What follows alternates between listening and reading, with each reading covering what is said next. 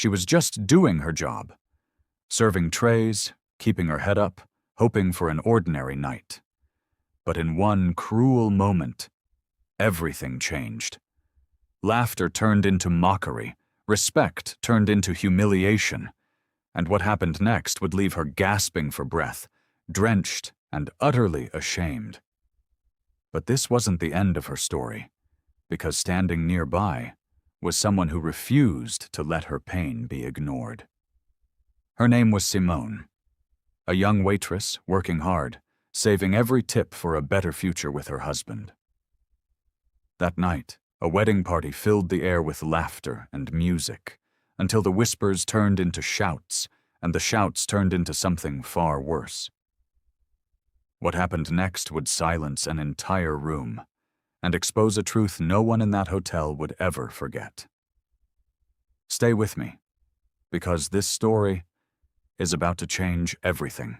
Some nights start like every other night. You clock in, you tie your apron, you tell yourself it's just another shift. Simone had done that 1,000 times before. She had no way of knowing this particular Saturday would be the one she'd never forget. She was 26, married 2 years, and had been waiting tables at the Ashbourne Grand for almost 3 years. She wasn't chasing fame or fortune. She was just trying to build something steady. A little savings, a little stability, a future she and her husband could stand on together. She wasn't the loudest person in the room. She didn't need to be. People remembered her for her smile, for the calm way she moved through chaos, for how she never let a bad table ruin her whole night. That evening, the hotel ballroom was dressed up for a wedding. Chandeliers threw soft gold light across white tablecloths. Someone's cousin was doing a toast that ran too long. Champagne kept flowing.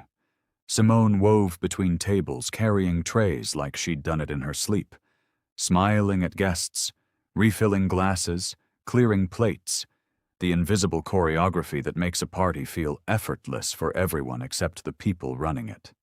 But underneath the smile, she'd learned to carry something heavier. The sideways looks. The comments muttered just loud enough to be heard, just quiet enough to deny later. The sense, small but constant, that to some people in rooms like this, she wasn't quite a person.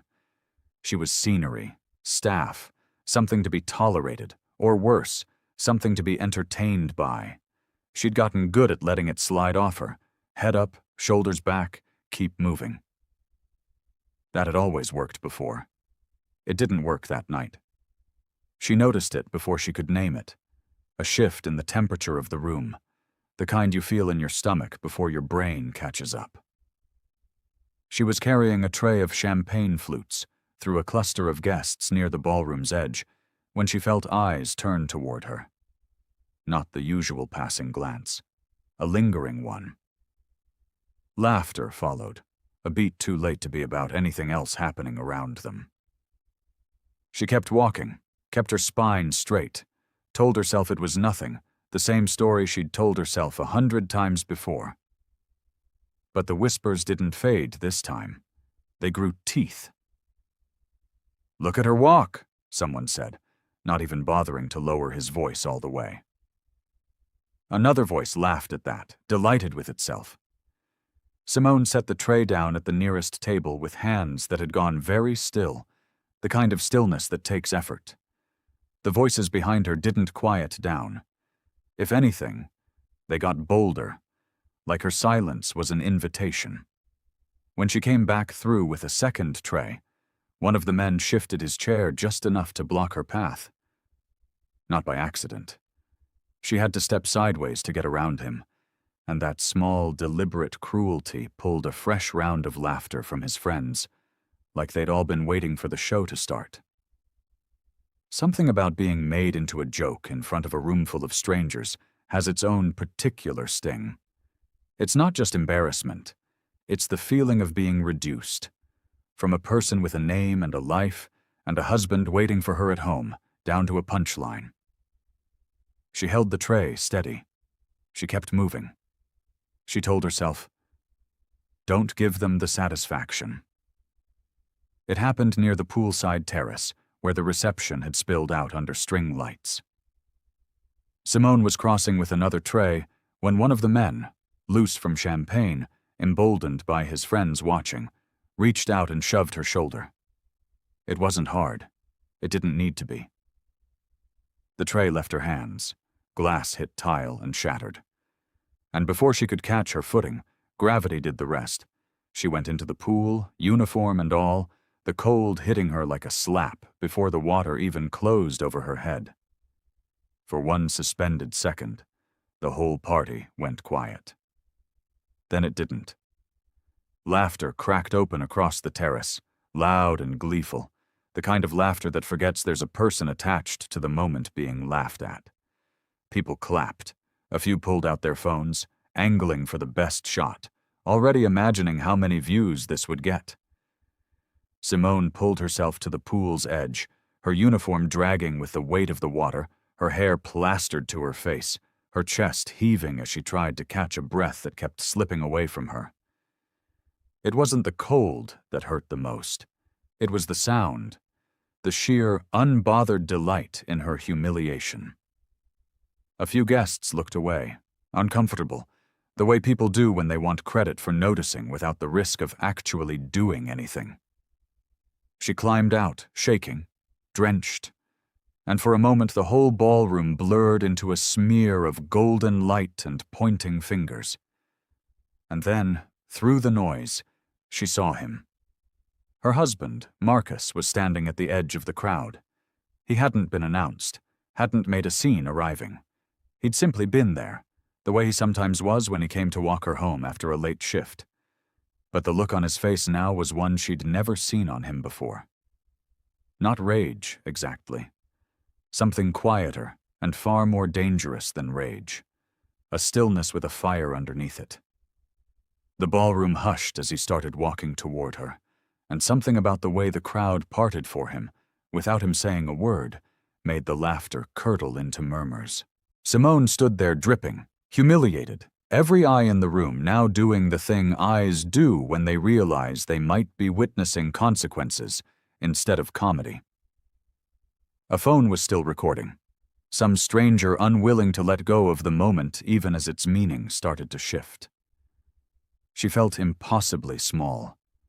She wanted to disappear into the tile at her feet. But Marcus reached her, and he didn't touch her right away. He just stood there for a second, letting his presence be the answer to every sneer still hanging in the air. Then he spoke. Not loud. He didn't need to be loud. "Does anyone here know whose hotel this is?" The question landed strange in the room, out of place enough that people actually stopped to consider it. A few guests exchanged confused looks. Someone laughed nervously, unsure if this was still part of the joke. It wasn't. Marcus let the silence stretch just long enough to matter. Then he told them, calmly, plainly, the way you'd mention the weather, that the paperwork on the Ashbourne Grand had closed that very afternoon. He and Simone were the new owners. Every wall, every chandelier, every glass that had just shattered against the terrace tile. It all belonged to them now. You could watch the understanding move through the crowd like a change in weather. The smirks didn't just fade. They evaporated. The man who'd shoved her a few minutes earlier looked, for the first time all night, like he understood exactly how small a person could feel. Because here's the thing about cruelty. It usually depends on an imbalance of power. These guests had looked at Simone and seen someone without status, without the ability to push back, someone safe to humiliate because surely nothing would happen to them for it. In one sentence, that imbalance flipped entirely upside down.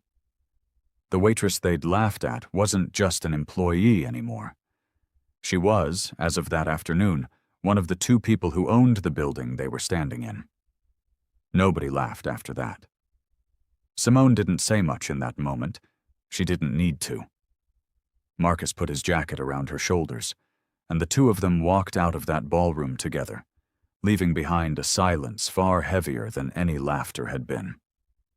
Later that night, once she'd changed into dry clothes and sat wrapped in a blanket on the edge of their bed, the adrenaline finally faded, and what was left underneath it surfaced.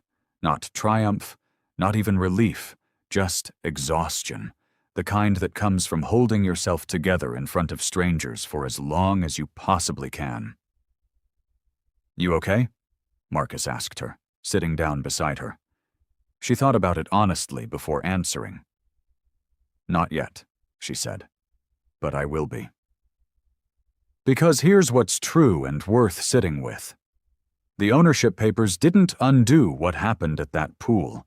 The cold water, the laughter, the phone lights in her face, those don't just disappear because the story ended in her favor.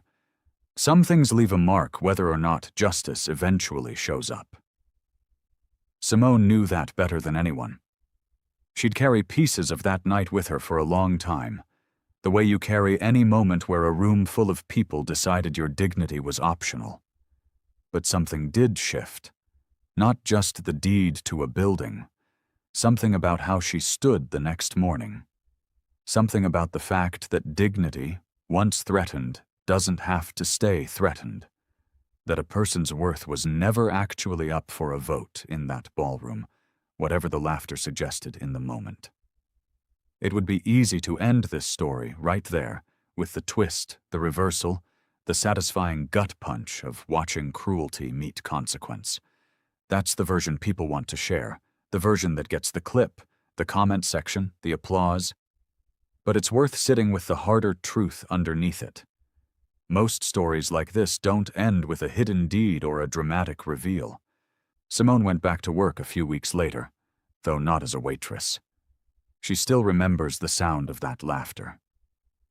But she also remembers, more clearly now, that it never had the power over her that it seemed to have in that moment.